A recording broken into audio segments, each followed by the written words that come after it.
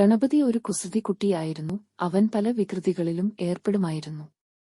ഒരിക്കൽ കളിച്ചുകൊണ്ടിരുന്നപ്പോൾ ഒരു പൂച്ചയെ കണ്ടുമുട്ടി. പൂച്ചക്കൊപ്പം കളിക്കാൻ തുടങ്ങി. കളിയുടെ ഇടയിൽ ഗണപതി പൂച്ചയെ എടുത്ത് നിലത്ത് എറിഞ്ഞു. അതിന്റെ വാൽ പിടിച്ചു വലിച്ചു. അതിനൊപ്പം രസിച്ചു.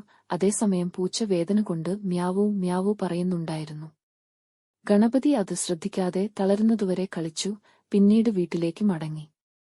കൈലാസ പർവ്വതത്തിലെത്തിയപ്പോൾ അമ്മ പാർവതി വീടിനു പുറത്ത് കിടക്കുന്നതും ദേഹമാസകലം മുറിവുകളോടെ വേദന കൊണ്ട് കരയുന്നതും കണ്ട് ഗണപതി ഞെട്ടിപ്പോയി. ഗണപതി ഓടി അമ്മയുടെ അടുത്തേക്ക് പോയി ആരാണ് ഇത് ചെയ്തത് എന്ന് ചോദിച്ചു. ഗണപതി തന്നെയാണ് തന്നോട് ഇത് ചെയ്തത് എന്ന് പാർവതി മറുപടി നൽകി. ആ പൂച്ച യഥാർത്ഥത്തിൽ പാർവതിയുടെ ഒരു രൂപമായിരുന്നു. അവൾ തന്റെ മകനോടൊപ്പം കളിക്കാൻ ആഗ്രഹിച്ചു. പക്ഷേ ഗണപതി അവളോട് അന്യായമായും ക്രൂരമായും പെരുമാറി. പൂച്ചയോടുള്ള അവന്റെ പ്രവൃത്തികൾ സ്വന്തം അമ്മയെ ബാധിച്ചു. തന്റെ പെരുമാറ്റത്തിൽ ഗണപതിക്ക് അതിയായ ഖേദം തോന്നി. എല്ലാ മൃഗങ്ങളോടും കരുതലോടും വാത്സല്യത്തോടും കൂടി സൗമ്യമായ രീതിയിൽ പെരുമാറുമെന്ന് അവൻ പ്രതിജ്ഞയെടുത്തു.